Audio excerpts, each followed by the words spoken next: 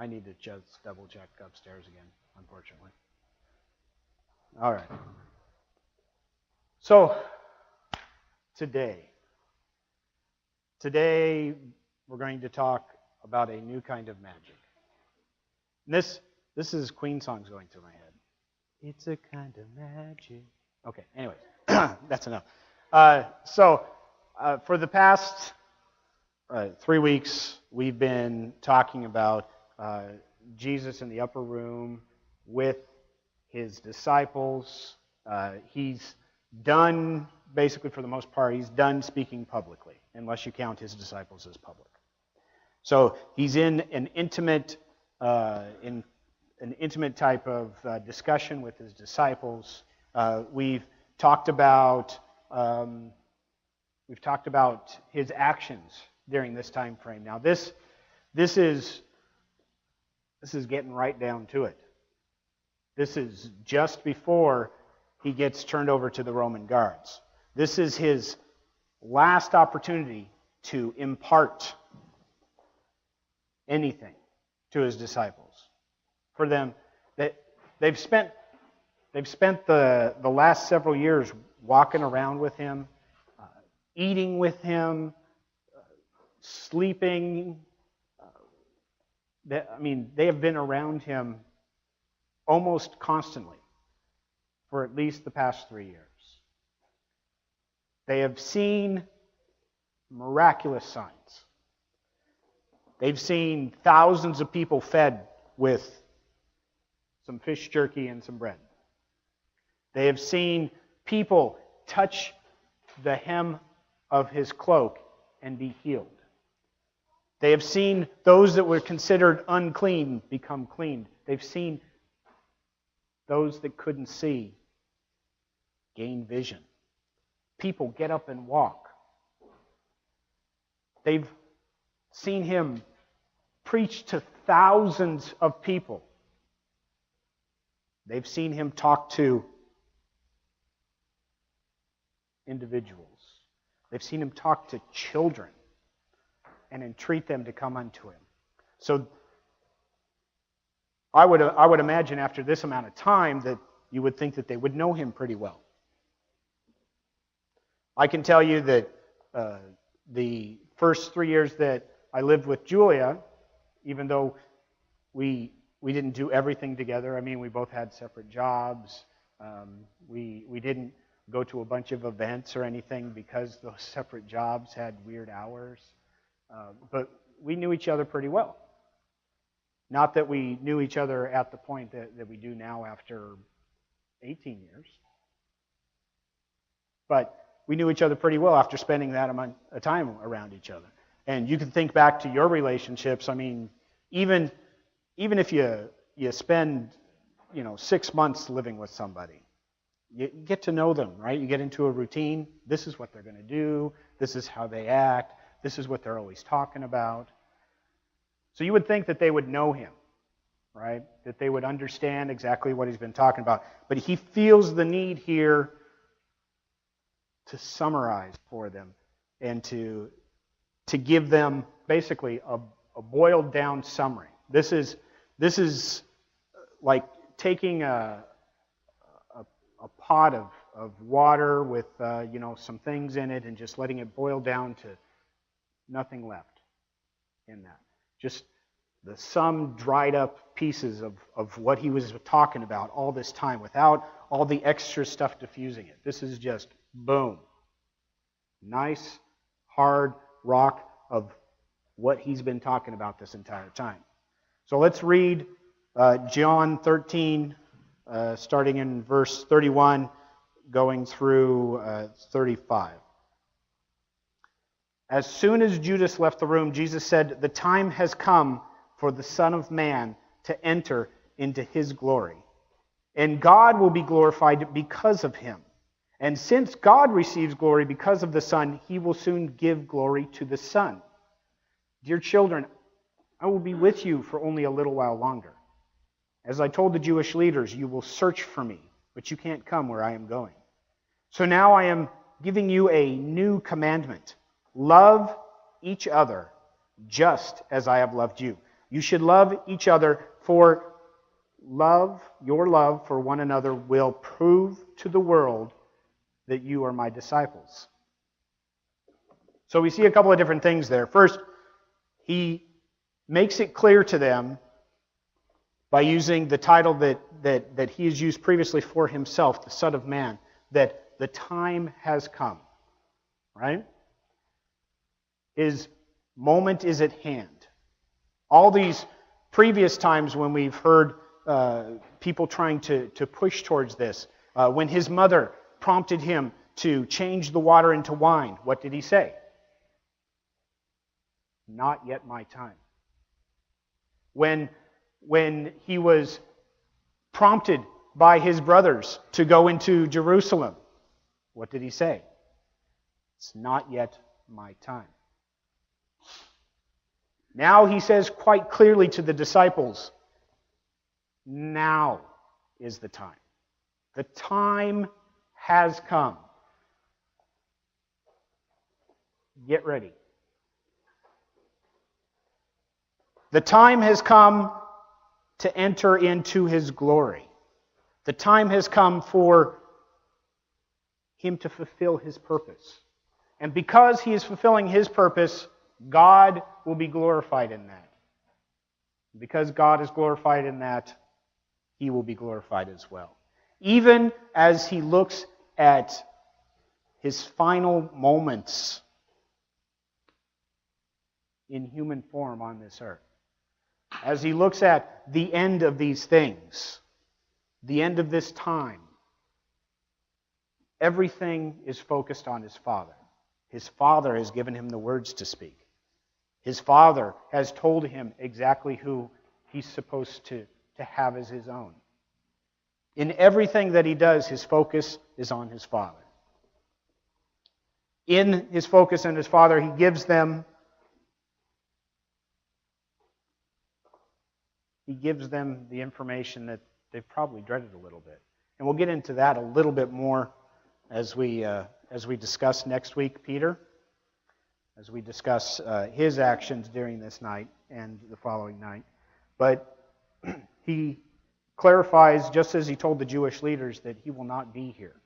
And where he's going, we cannot follow him.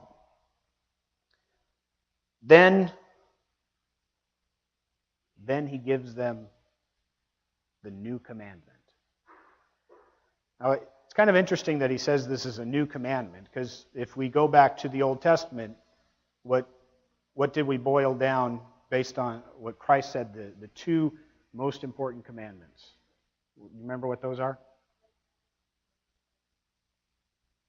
Love God, love each other. He broke them down into those two things, right? Basically, the commandments, the 10 commandments, do we have those memorized? Right? Love your neighbor as yourself. Love God with all your... There you go. Okay. So we have those. Now, Christ is taking that and he's like, okay, these are the commandments. These are what they equal. Love God, love yourself. Now, I'm giving you a new commandment. And it's focusing on loving each other. Now, in order for them to understand what he means by loving each other, what does he point to as an example? He points to himself. Yes. He points to himself.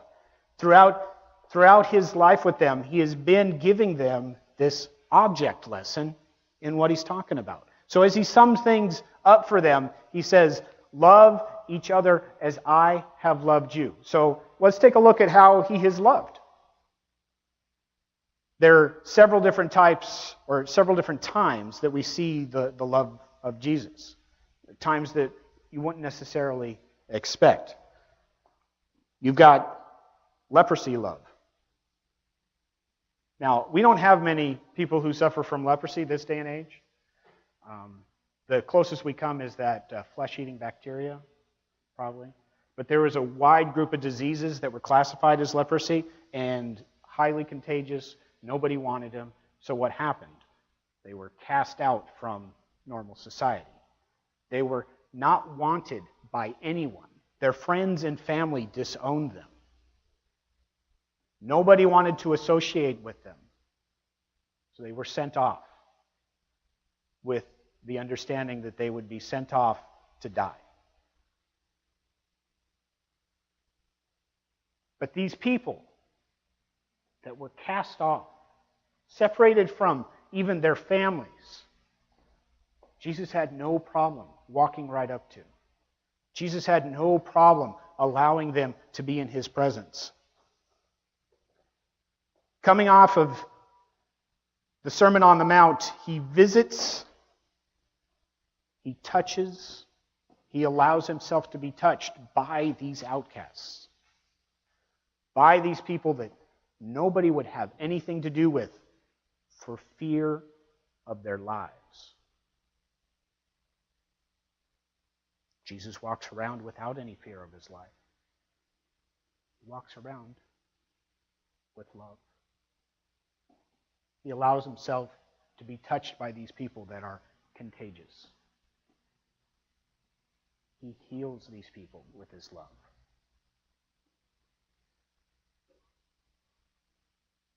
There's leftovers love. There's at least 2 occasions where he fed the multitude. And not only fed the multitude, but he had so much abundance that there was food left over. I talked briefly about the fish jerky and the bread. Right? How much was collected afterwards? 12 baskets. How do you go from a couple loaves and fishes to 12 baskets? You can only provide based on your capacity for love. If you limit your love, you're limiting what you can provide to one another. Jesus loved them so much that it overflowed them. It filled them beyond filling. There was love left over. There's tough love. Remember, the rich man comes to Jesus and he says, I've kept every single commandment. What do I need to do? What did Jesus say?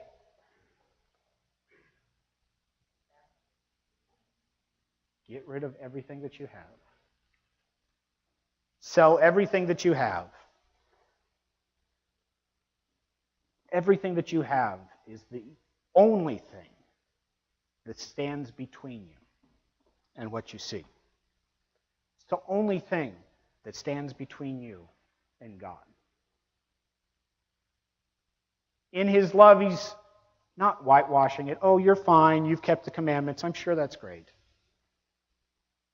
He's giving you a description of what true love is. True love is not afraid to tell you what needs to take place.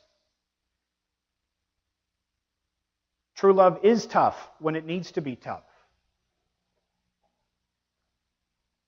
True love is not afraid to tell you to give everything that you have away. To give up everything that is yours so that you can understand what you really have to give. We have blind love. We have the blind man that was an embarrassment to everyone that was around him. Oh, don't bother Jesus.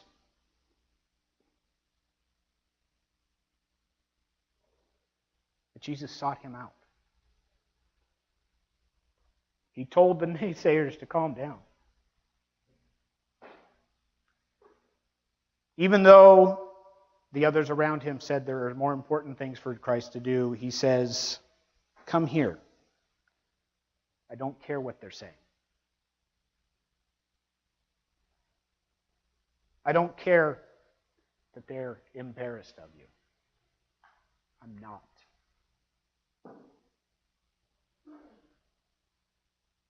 True love sees past those embarrassing issues, and it loves without regard to them. Think of this is where I always forget my little hanky. Think of God always seeking after us, regardless of the ridiculous things that we do. Regardless of the guilt that we feel.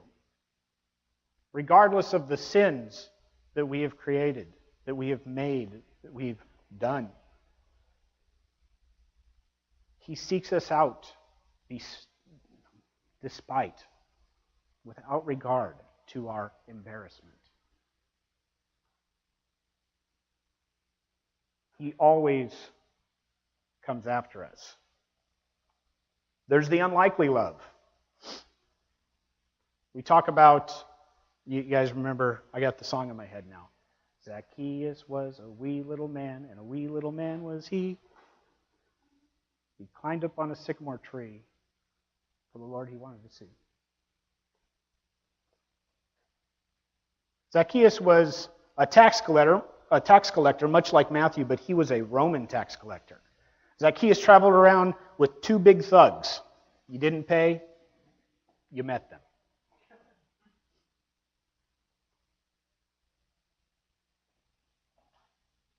His life was built around selfish ambition.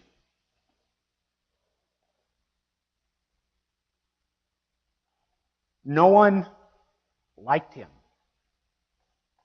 He bought friends.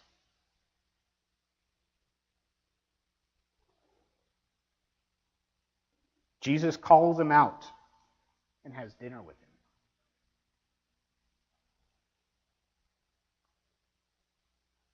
How many people here can think of those that you don't like? Now, keep it to yourself, all right? I'm not calling you out for embarrassment, but everybody has experienced that person that just rubs you the wrong way. You can't stand being around them. Be it a coworker, be it a relative, be an acquaintance.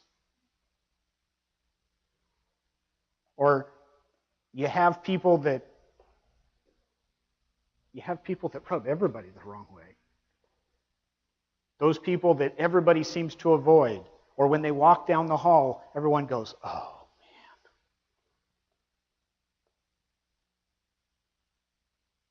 Everybody knows somebody. Jesus says to reach out to them.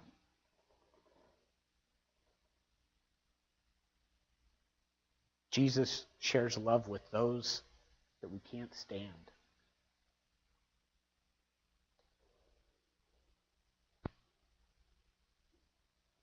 To see past those qualities about them.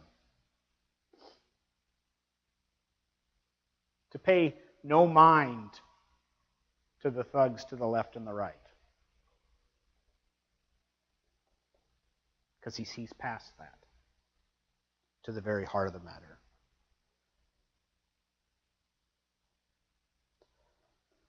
Jesus shows us look in the mirror love. Think of the woman caught in the act of adultery.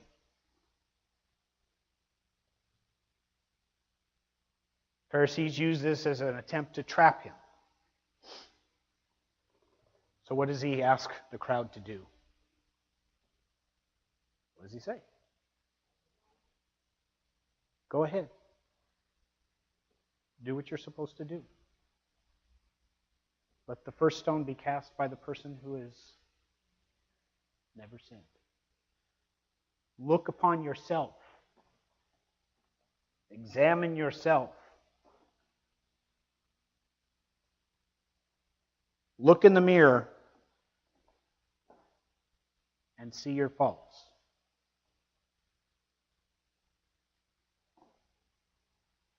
There's the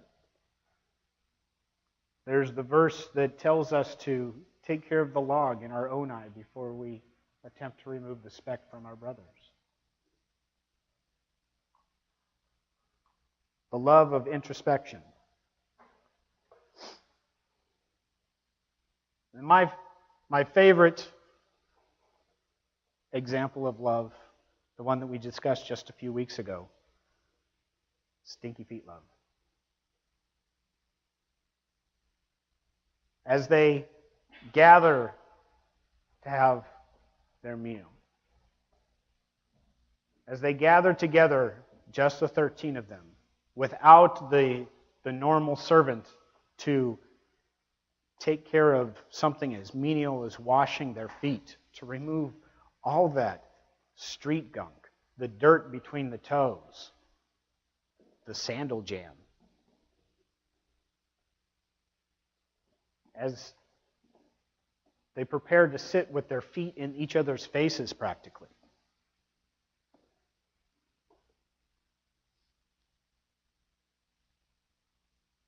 As nobody gets up to take care of this need, he gets up and removes his cloak, wraps a towel around him, and he proceeds to wash their feet. Even over them protesting. We'll get, again, a little bit more into that when we talk about Peter next week. Even in their protest, even the one that would betray him, he lowers himself down to serve a basic need that must be addressed.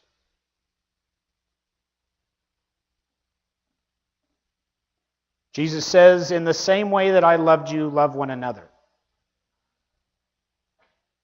So as you look at leprosy love and leftover love, tough love, blind love, unlikely love, look in the mirror love, and stinky feet love, and much, much more than that.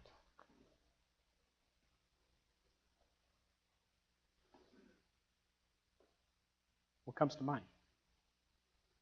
How does that play itself out?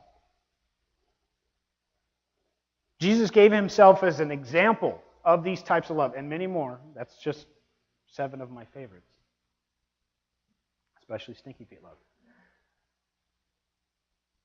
He's holding himself up as an example to his disciples. He's summarizing for them how they should be, how they should act towards one another. Why should they act in love towards one another? What does he say will happen?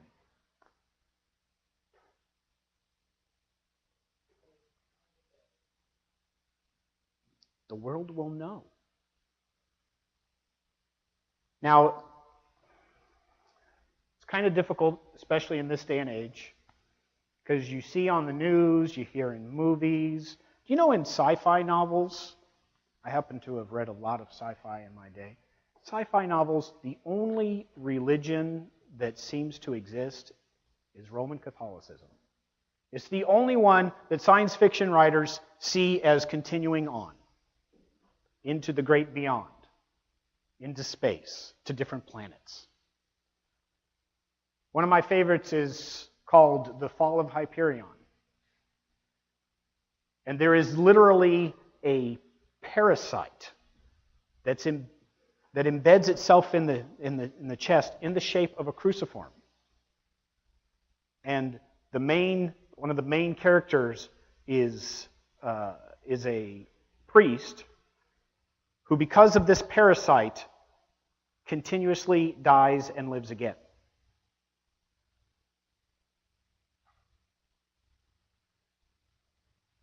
That's in our science fiction novel.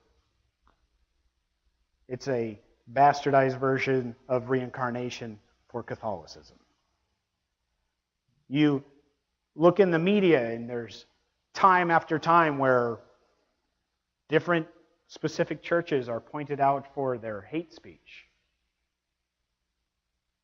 Think of Westboro Baptist Church, which has been in the news so many times because of their want and desire to protest what those would determine sacred. You look at these mega churches like the Crystal Cathedral, which just earlier this year went bankrupt.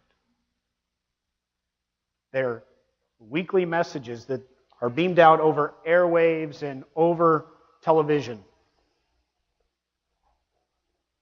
You can hear about, well, I can go all the way back to my childhood, and you can talk about people like Jimmy Swaggart and Jim Bakker,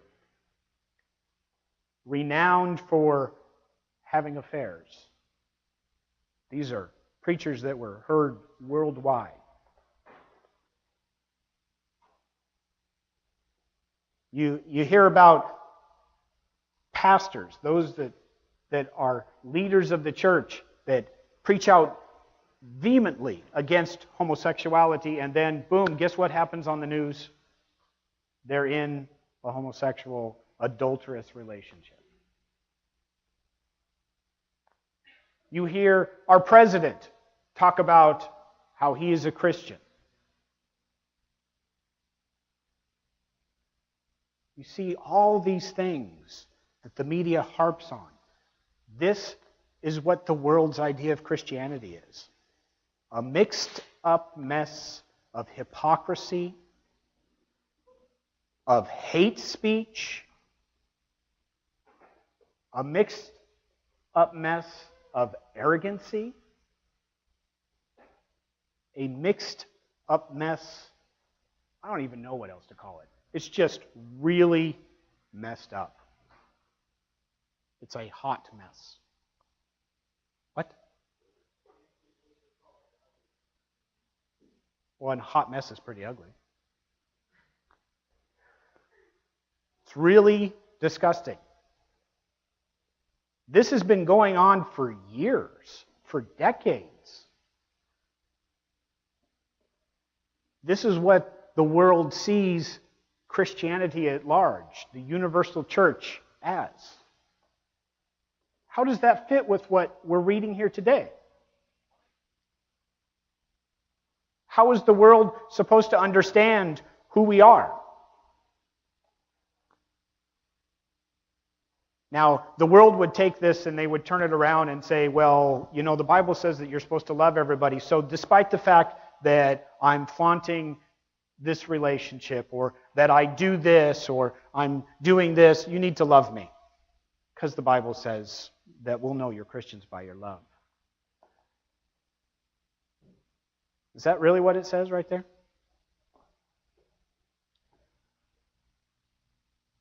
Just as I have loved you, you should love each other. Your love for one another will prove to the world that you are my disciples. How does that play out when the best example that you can find in the news is a pastor that refuses to step down from the pulpit even though half of his church has voted him out? How does that play out when small communities have churches, and if they don't like what that pastor says, they refuse to pay him? How does that play out when a pastor gets pushed off the pulpit and he throws a Bible at one of his church members? How does that play out when a pastor sues his church for breach of contract? We have a monumentous task in front of us. It's huge. The only antidote for the disease that's been spread is for us to love each other like Christ has loved us. To see past the sloughing off skin of leprosy. To see past the embarrassment. To see past those people that we can't stand. To see past our own faults.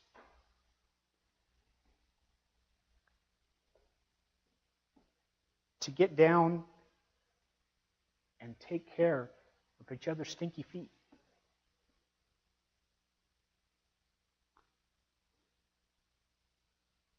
All it takes for the world to know who He is our interactions with each other. The love that we show every day for each other. We're to be a shining example, to be a light to the world. We're to be the salt of the world. All of these things add. All of these things are key ingredients. Jesus was a huge example of that.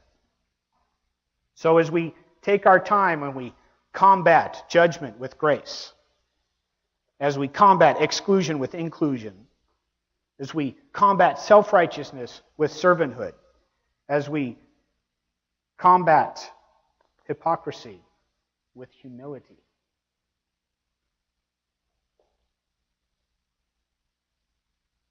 we do that by showing our love for each other. Being willing to lower ourselves. Being willing to take care of each other's most basic of needs. Being willing to give of ourselves overflowing.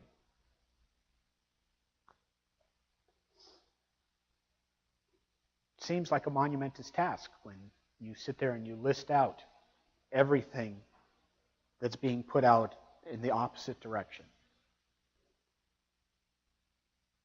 It bears that question that I brought up a couple weeks ago. I mean, why do we even try?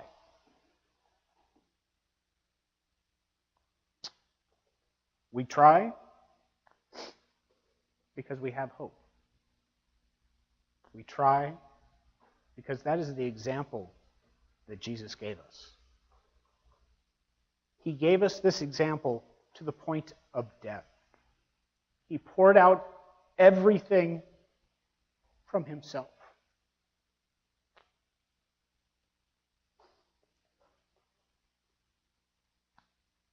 I need you to understand that this isn't some sappy type of love. This isn't the romantic comedy of life. This isn't flowers on a bad day. It's the kind of love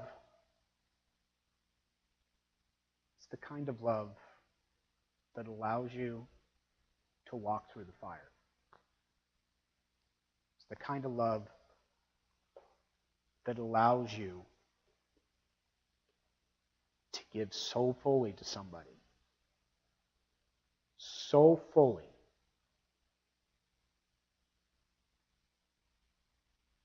that in and of itself you would give up your life. How do you feel about those around you? How do you feel about those that are gathered here with you? How do you feel about your family? What does your relationship with them look like? Are you serving them? Are you taking care of their needs? Are you worried about your own needs? If I do this for them, what's going to happen to me? I just don't have the time right now because I'm just so busy. My plate is so full, I can't add anything to it. I would dare say that the love that Christ gave as an example, remember, it's overflowing. It's so much that there's leftovers. Do you think he was really concerned about whether or not they would wash his feet? He knew that one of them was going to betray him.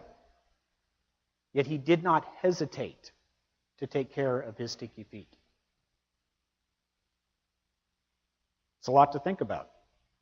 When we think about our place in the world today, as we think about everything that the media portrays, as we think about all these obstacles, we only have to do one thing, though. We only have to do one thing. We have to love each other like Jesus loved us. It's all that we're asked to do. Think about what that looks like. And examine how that plays out in your life. Now, next week, we're going to talk about Peter. Next week, we're going to take the time to examine his relationship with Jesus. We've examined Judas's. We've examined that relationship. We'll touch on that again too, but next week is dedicated to Peter. Next week, it's a time for introspection on that specific relationship. Prepare yourselves for that. Next week is also an interactive. Prepare yourselves for that as well. Let's go ahead and close with a word of prayer.